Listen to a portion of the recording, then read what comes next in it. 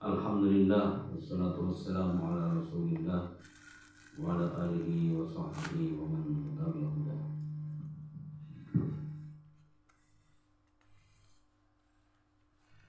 Jemaah salat subuh Masjid Al-Munawwar yang dimuliakan Allah Subhanahu wa taala. Kita melanjutkan yang kemarin. Ya. Di kemarin sampai hari malamnya.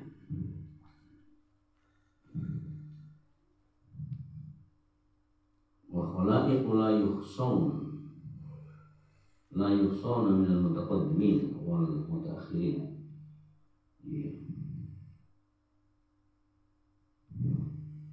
Dan ulama-ulama lain yang jumlahnya tidak terbanyak, yang tidak terhitung, baik itu di kalangan ulama-ulama terdahulu maupun ulama-ulama yang kemudian, mutaqaddim dan mutaakhir.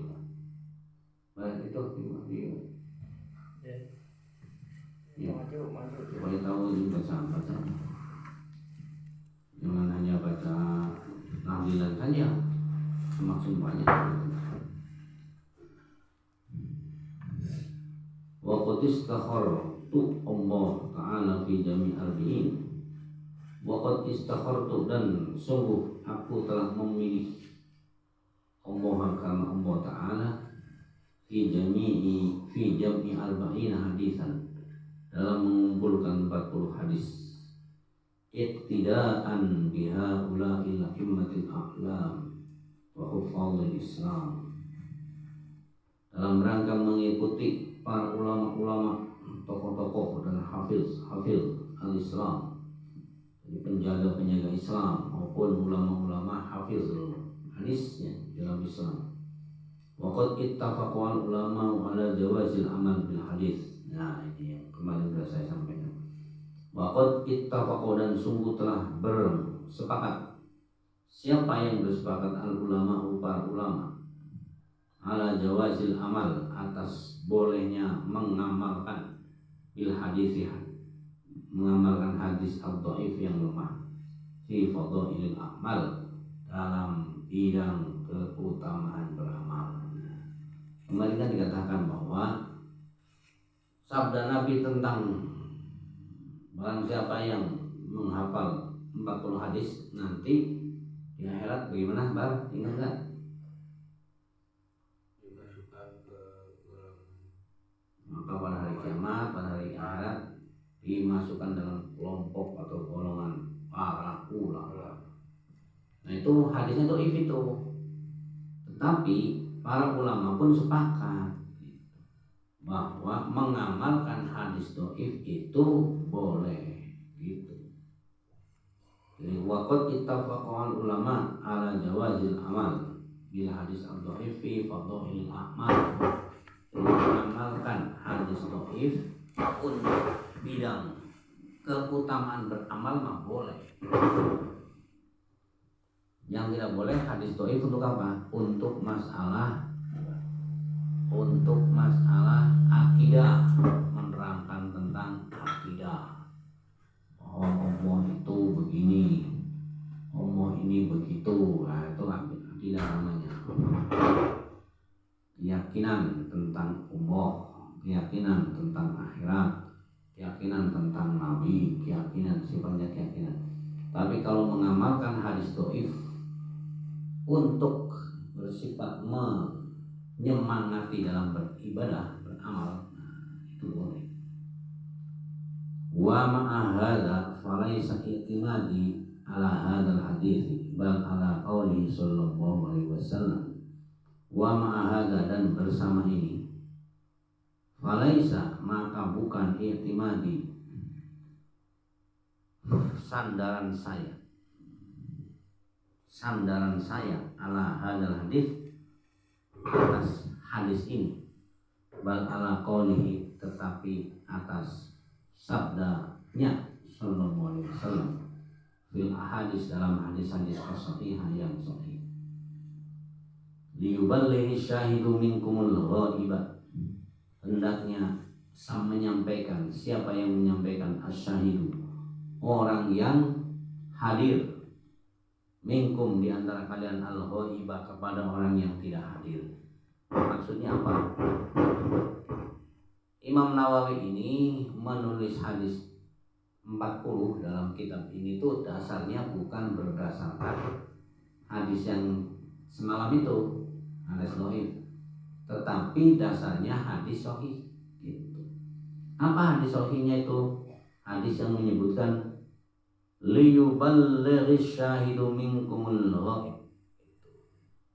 Hendaknya orang yang hadir mendengarkan Nabi bersabda, hendaknya menyampaikan kepada orang yang tidak hadir pada waktu itu. Gitu. Jadi kalau ini hadisnya sahih dari Nabi Muhammad, suatu ketika bersabda bahwa, wahai sahabatku, kalian mendengarkan saya bersabda kan? Sementara banyak orang yang tidak mendengarkan sabda saya. Gitu. Maka hendaknya kalian yang mendengarkan sabda saya bersabda, sampaikanlah hadis-hadis saya ini kepada mereka yang tidak mendengarkan. Gitu. Yang mereka tidak mendengarkan itu bisa karena waktu itu nggak hadir, karena pada kerja atau pada kegiatan lain, atau bisa pada waktu itu belum lahir. Gitu. Hadis itu kan berlaku sepanjang zaman. Waktu itu beliau tahun katakan 632 umumnya atau 620. Kan kita belum ada waktu itu. Tapi dengan adanya buku ini, Imam Nawawi menyampaikan hadis yang dulu Nabi sabdakan tahun 630 itu bisa sampai kepada kita. Gitu. Waktu itu kita kan belum lahir, jadi kita nggak hadir kan. Begitu maksudnya tuh. Kalau hadis untuk masalah ini menyampaikan bagi orang yang hadir kepada orang yang tidak hadir itu sahih. Jadi beliau mengambil dasar hadis ini. Wa qaulihi sallallahu alaihi wasallam, dan sabdanya sallallahu alaihi wasallam, dan ada dasar lain selain hadis itu. Apa hadis ini? Nadharambahu amron, nadharambahu imro'an sami'a maqalati fawa'aha fa'addaha kama sami'a. Nadharambahu, mudah-mudahan Allah mencemerlangkan. Allah mencemerlangkan, wajahnya cemerlang. Imro'an, kepada seseorang, sami'a yang mendengar, maqalati, perkataan saya. Fawa'a, maka dia pun sadar atas perkataan saya itu, wa'addaha, dan menyampaikannya, kama sami'aha, sebagaimana dia mendengarkan hadis tadi. Ini hadis lagi ya. Jadi hadis yang kedua atau dasar yang kedua itu Nabi bersabda, mudah-mudahan Allah itu memberikan berkah lah, kurang lebih begitu, bagi orang yang mendengarkan saya bersabda. Kemudian orang itu menyampaikan atau menyadari waktu beliau bersabda, dia menangkapnya. Kemudian setelah dia menangkap, meresap pikiran dalam pikirannya, lalu dia menyampaikan apa yang dia dengar itu kepada orang yang tidak mendengar. Maka Rasulullah berdoa, mudah-mudahan orang yang menyampaikan ini akan mendapatkan barokah. Hanya kita juga sama. Kita sekarang ngaji di sini, nanti kita sampaikan ke orang lain. Tuh, kita mendapatkan doa dari Rasul, kita akan mendapatkan keberkahan. Kita mendapatkan wajah yang bercahaya. Nadhoro itu. Nadhoro. Kalau nadhoro melihat, kalau nadhoro itu bercahaya. Nadhoro. Kan ada hadis yang Al-Quran itu, wujuhu yawma idzin nadhirah ila rabbiha nadhirah. Ada kan? Pernah dengar ya? Wujuhu yawma idzin nadhirah ila rabbiha nadhirah. Wujuhun, para wajah-wajahnya. Jadi nanti itu di akhirat itu wajah-wajah manusia yang melihat kepada Allah. Wujuhu yawma idzin nadhirah. Pada waktu waktu itu wajah-wajah orang yang melihat kepada Allah. Melihat ila rabbiha nadhirah. Melihat Allah yang bercahaya. Allah tuh nggak terbayang kayak apa cahayanya. Itu nadhirahnya tuh. Summa minal ulama'i. Kemudian ada dasar lainnya, itu pendapat ulama.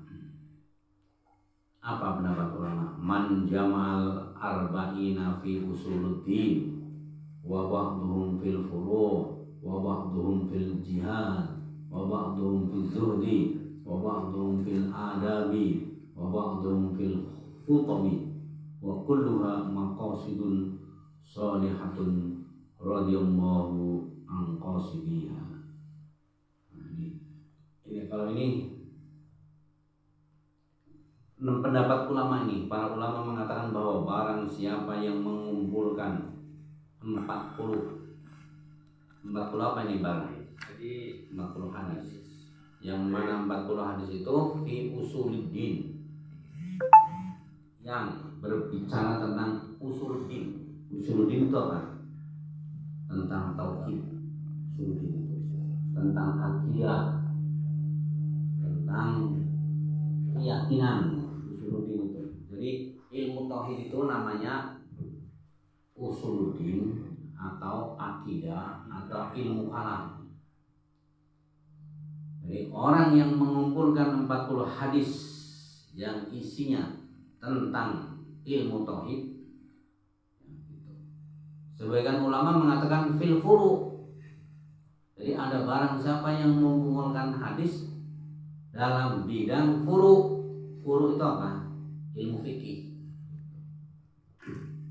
Jadi Pak Dum ini ada yang mengatakan barang siapa yang mengumpulkan di bidang tauhid, ada yang mengatakan barang siapa mengumpulkan hadis di bidang furu'. Ba'dhum fil jihad.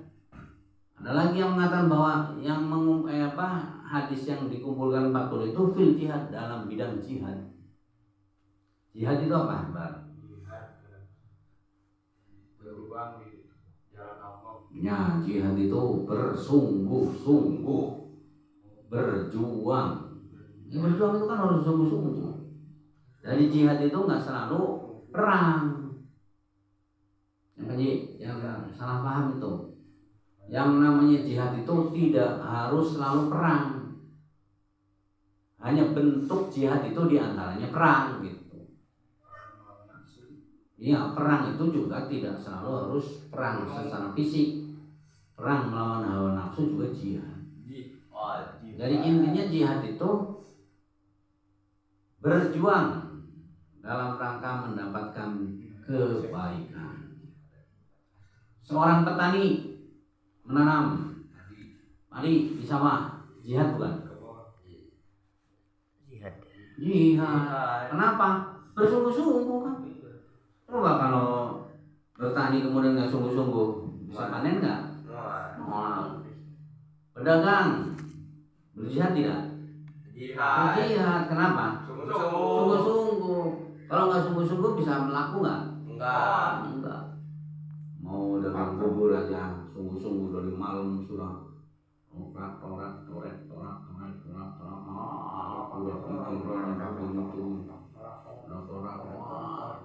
Itu kan sungguh-sungguh. Bagaimana kalau nggak sungguh-sungguh? Malah setelah buburnya matang, semuanya matang, harus sungguh-sungguh lagi, dorong sampai ke tempatnya. Setelah nyampe ke sana pun harus sungguh-sungguh lagi, siap ditungguin, semuanya sungguh. Jadi pedagang pun jihad. Jadi nanti kalau kamu ada yang mengatakan, yuk kita ikut berjihad. Apaan jihad naon? Ini saya juga lagi berjihad. Gitu. Jangan punya pemahaman jihad itu selalu perang. Gitu. Hanya berperang itu ya tentu harus sungguh-sungguh, maka jihad pun perang, maka perang pun jihad gitu. Menuntut ilmu jihad enggak, Panji? Kenapa? Sungguh-sungguh. Kalau nggak sungguh-sungguh nggak akan dapat ilmu. Nah iya. Sholat subuh jihad tidak? Jihad. Apa buktinya? Sungguh-sungguh. Buktinya kamu lagi tidur, bangunin. Coba kalau nggak sungguh-sungguh, ya mau bangun.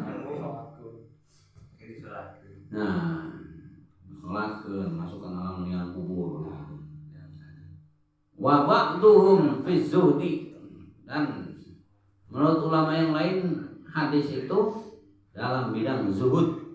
Apa itu zuhud? Zuhud itu tidak. Artinya zuhud itu artinya tidak butuh. Zuhud itu. Jadi kalau zuhud di bidang ilmu, di bidang tasawuf itu tidak mengejar dunia. Bukan tidak butuh dunia. Kita butuh dunia. Apa buktinya kita butuh dunia? Ini tuh pakai pakaian itu. Iya, kalau nggak pakai Itu boleh dia juga nyemot. iya kan. Kalau nyemot tuh ini tuh kenapa kan saya nggak butuh dunia. Nah, ini boleh dia. Tapi zuhud itu secukupnya. Gitu. Bukan berlebihan. Sudah punya ini, hoyong eta, itu namanya cinta dunia. Secukupnya. Kalau udah cukup ya sudah. Zuhud itu namanya. Wa ba'dhum fil adab, dan sebagian ulama mengatakan hadis itu tentang adab. Adab itu apa? Adab itu hasil dari berakhlak atau bentuk akhlak, itu adab aja. Bentuk akhlak itu adab. Orang dia beradab itu maksudnya dia berakhlak. Dia tidak beradab. Dasar manusia biadab. Kalau tidak beradab namanya biadab. Gimana diantaranya orang yang tidak beradab contohnya? Gampang lah, nggak usah yang banyak-banyak, nggak usah yang jauh-jauh, nggak usah mikirin orang lain. Karena mikirin orang lain. Kita kalau menyebutkan kejelekan orang lain jangan sebut namanya, sebut yang menunjukkan peristiwanya, jangan nyebut inisial. Kenapa? Kalau nyebut namanya khawatirnya masuk dalam kategori hibah. Apa hibah itu? Ngomong berbatur, menggunjing orang. Kan di Roma Irama juga kan melarang itu. Apa tuh? Ngaku hibah. Semut di lautan engkau nampak, gajah di pelupuk mata tidak nampak. Apa maksudnya? Gajah di pelupuk mata mah nggak nampak, tapi semut di seberang lautan nampak. Katempo itu nampak teh. Semut di seberang lautan ketempo, tapi gajah di pelupuk mata nggak ketempo. Maksudnya apa? Semut kan kecil, tapi itu kelakuan orang, kejelekan orang lain kelihatan oleh kita. Itu boleh kebaikan. Tapi kejelekan kita yang gede banget di sini, pelupuk mata nggak nampak. Kejelekan kita yang besar nggak nampak, kejelekan orang lain walaupun kecil nggak nampak, itu nampak. Itu namanya orang yang bermata hibah. Nah, apa itu hibah? Ngomong ke batu. Coba, punya ulah baik. Wal adab itu tentang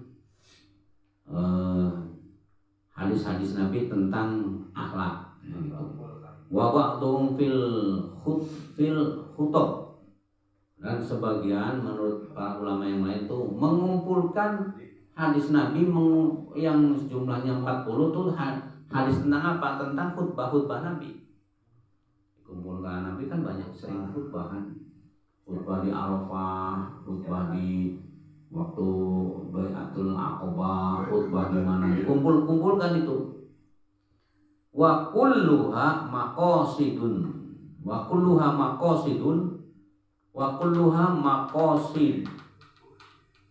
maqasidu sholihatun. Begitu sih, wa kulluha maqasidun sholihatun kalau misalnya gitu. Semuanya itu bermaksud baik gitu, karena Allah Subhanahu wa taala, tidak bermaksud yang lain. Allah dia mudah-mudahan memberi ridho siapa Allah an qasidiha, terhadap orang yang melakukan pengumpulan 40 hadis itu. Ya.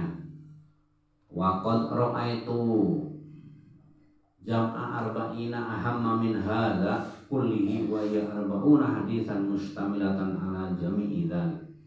Dan sungguh saya telah melihat pengumpulan 40 hadis ahamma min hadza yang lebih penting daripada ini kullihi semuanya.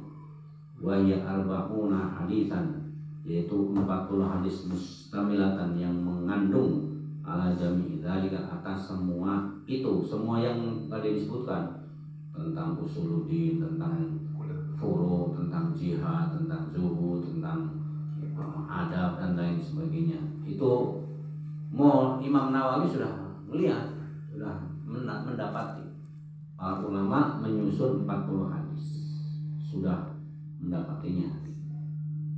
Wa kullu hadisin minha qaidatun azimatun min qawaidid-din. Dan semua hadis itu diantaranya merupakan kaidah yang agung min qawaidid-din, tentang kaidah diantara kaidah-kaidah agama. Dan yang namanya hadis itu paling tidak merupakan aturan penting dalam kita dalam beragama. Kalau kita tahu hadis kan, oh ini hadis Nabi, ini aturan Nabi, aturan agama kita. Contohnya hadis apa? Bah, yang kamu tahu hadis, satu hadis saja. Apa? Masa dari sekian ribu hadis nggak tahu hadis? Hadis. Thalabul ilmi faridatun ala kulli muslim. Kan itu satu hadis. Berarti itu satu hadis itu qaidah azimah.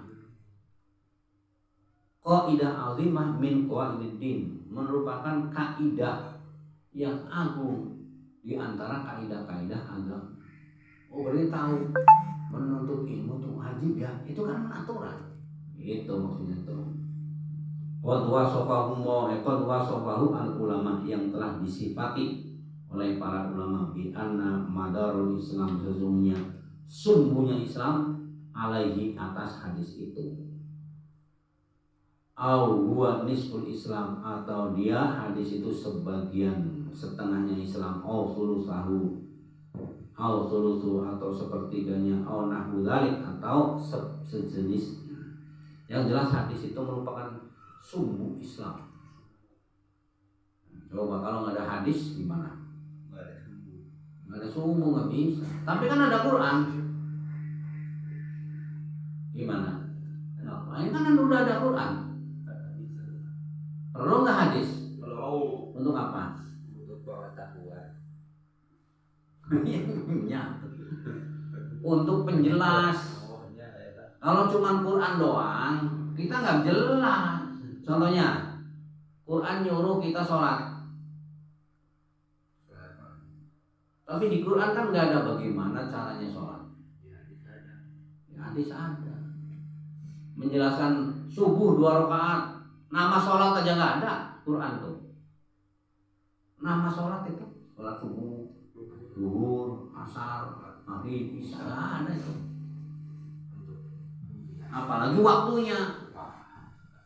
Quran menyebutnya sholat itu wajib bagi orang beriman, sudah ada waktu-waktu tertentu. Tapi waktunya kapan? Nggak ada. Di hadis, makanya sumbu itu. Katakan Quran ada 2 sumbu, ya Pak. Islam ada 2 sumbu, sumbu Quran dan sumbu hadis. Nanti baru yang lain kayak ijma, qiyas, masalah musalah, terus apa saja itu terus bersandar kepada Quran dan hadis. Gitu. Maka itu hadis bisa bermakna setengah agama, seperempat atau berapapun lah. Pokoknya ada nilainya sangat berarti. Summa altazimu fi hadhil arba'in. Altazimu itu saya berpegang, ya. Saya bersandar fi hadhil arba'in, dalam 40 ini, antakuna sahihatan. Hendaknya hadis yang 40 itu sahihatan, hadisnya sahih. Jadi yang Imam Nawawi kumpulkan ini tetap berusaha agar yang dikumpulkan itu hadisnya sahih, bukan hadis dhaif. Wa mu'dhamuha fi sahihayil Bukhari wa Muslim, dan sebagian besarnya adalah hadis yang bersumber dari dua hadis sahih, yaitu Bukhari dan Muslim. Wa al-quruha mahdhufatal asanid, wa al-quruha, dan saya menyebut di sini tuh, saya sebutkan di sini tuh mahdhufatal asanid, dengan menghapus atau menghilangkan sanad-sanadnya. Apa itu sanad?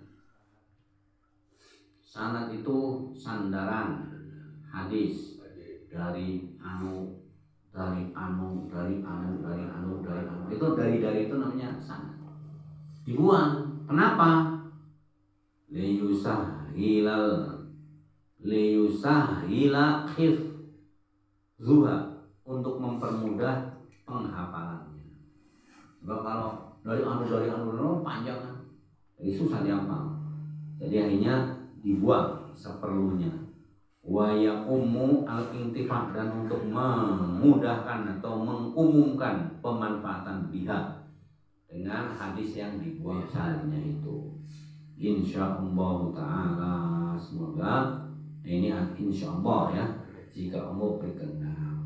Summa utbi'uha ibabin fi dhabti khafi al-fadhiha, kemudian aku mengikutkan pada bab ibabin fi dhabti khafi al-fadhiha, kemudian saya mengikutkan pada bab yang pasti, ya pasti, khafi itu tersamar al-fadhiha, lafaz-lafaznya dhabti.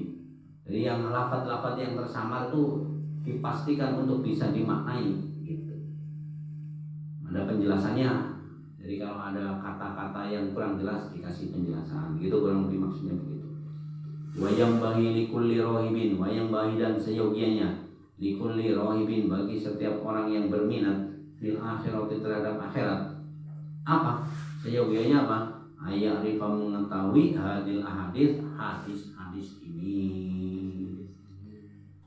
Lima istamalat alaihi fil muhimmatin, karena sesuatu yang terkandung di dalamnya minal muhimmat, hal-hal yang penting. Jadi kalau kita mau berharap kesuksesan di akhirat, maka kita hendaknya berusaha untuk mempelajari hadis-hadis ini. Ya, karena apa? Hadis-hadis ini adalah sesuatu yang sangat penting, mengandung sesuatu yang penting. Wahtawat alaihi minat tanbih, wahtawat, dan mengandung alaihi, terhadapnya. Nyanya mana nih?